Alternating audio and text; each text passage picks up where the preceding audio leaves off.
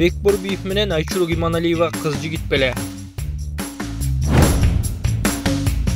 Сыймык Бейшекеев Элмирбек кайра тирилди. Ырчы Гүлзада Рыскулова чачын кырдырып салды. Саламатсыздарбы, урматтуу биздин шоу бизнес жаңылыктарынын көрөрмандары, биздин каналга жазылып, өзүңүздүн ой пикирлериңиздер менен бөлүшүңүздөр. Кыргызстандын эмгек сиңирген артисти Бекборбиев социалдык баракчасына Айчурок Иманалиева менен чогуу түшкөн сүрөтүн жарыялап, мына менин девушкам деп жазды. Сүрөттө ал 1 жыл мурда тартылганы жазылганын көрүүгө болот. Байкаган адамга Борбиев тамаша иретинде атайлап девушкам деп сөздү тырмакчага алып жазган. Эске салсак, Борбиев менен Иманалиева көп жылдардан бери сахналаш дос. Эки ырчтен Кыргызстандын эмгек сиңирген артисттери.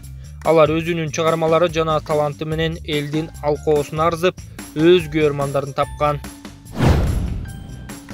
Белгилүү ырчы Гүлзада Рыскулова чачын кырдырып салды.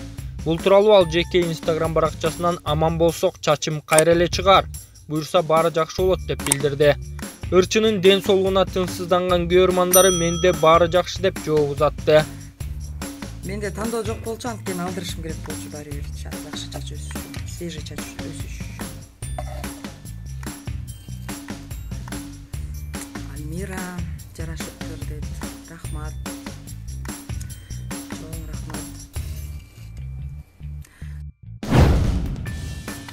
Жаныбек Алкуловдун уулу Манас үкөбүз балканактай уулду болду. Уулунун атын эл сүйгөн Элмирбек атасындай болсун деп ырымдап Элмирбек койду.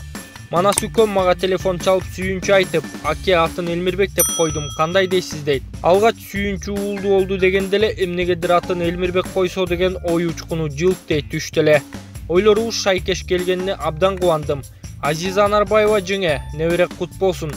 Өмүрлүү бактылуу баталуу үй бүлө болуп өссүн. Кыргыз жылоосунда болуп, Элмирбек атасындай калкка кадыр сиңген элдин уулу болсун. Оомин деп Сыймык Бейшекеев жазган.